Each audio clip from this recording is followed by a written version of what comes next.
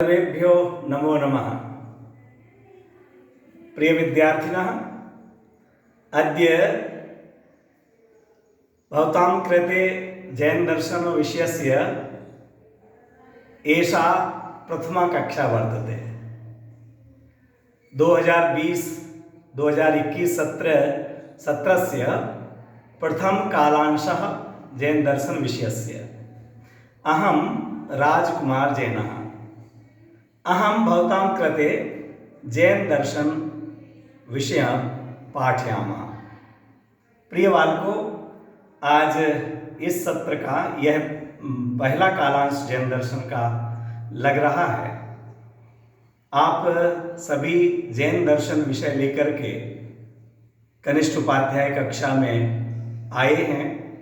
जैन दर्शन क्या है, जैन दर्शन में क्या कहा गया है, इन विषयों का आप अध्ययन करेंगे। सबसे पहले आज हम यह जानेंगे कि दर्शन कहते किसे हैं।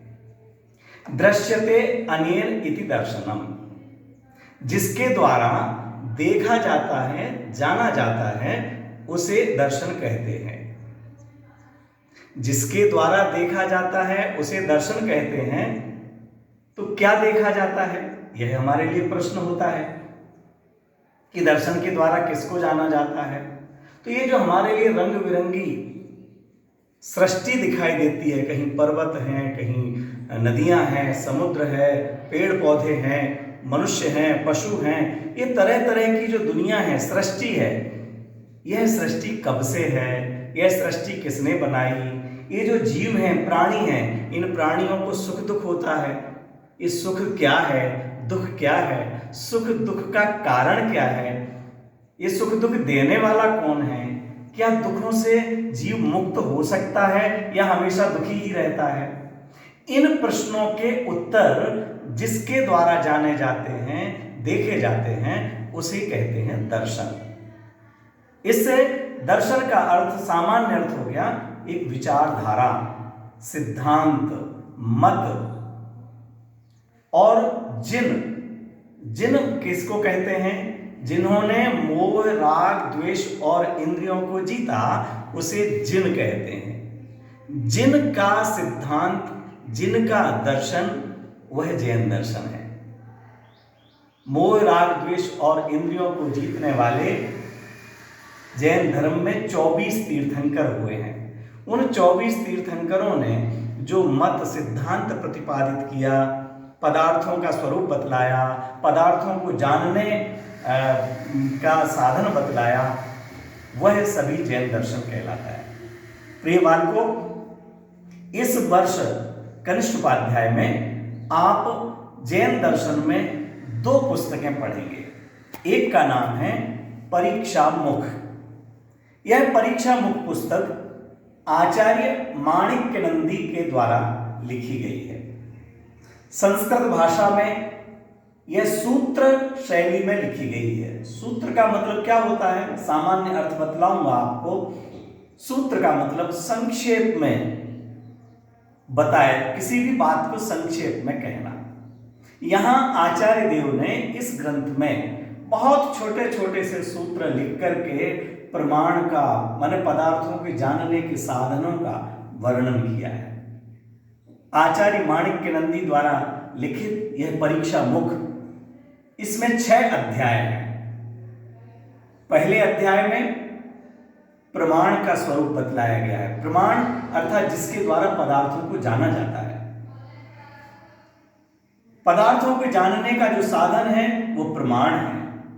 प्रमाण का लक्षण और स्वरूप प्रथम परिच्छेद में बतलाया है।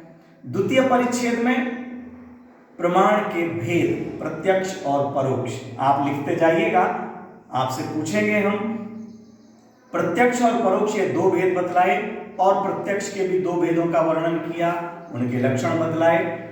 तृतीय परिच्छेद में परोक्ष प्रमाण का वर्णन किया, उसका काफी विस्तार है।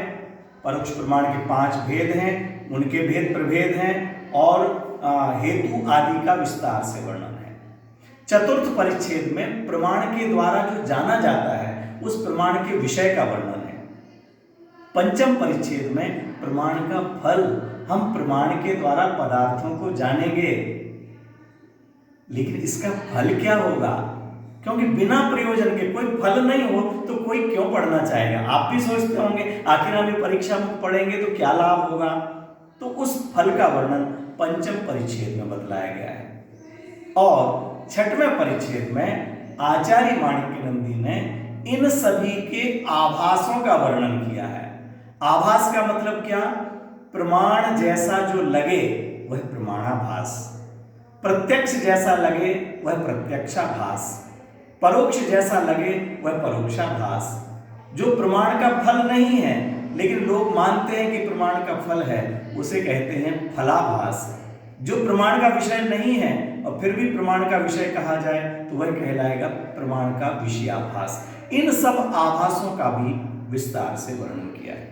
प्रिय विद्यार्थियों, आपके पाठ्यक्रम में दूसरी पुस्तक है दर्शन शास्त्र का परिचय।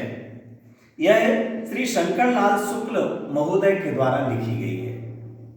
इस पुस्तक में जो विश्व में दर्शन चलते हैं उन दर्शनों को दो भागों में बांटा गया है, एक भारतीय दर्शन और एक पाश्चात्य दर्शन।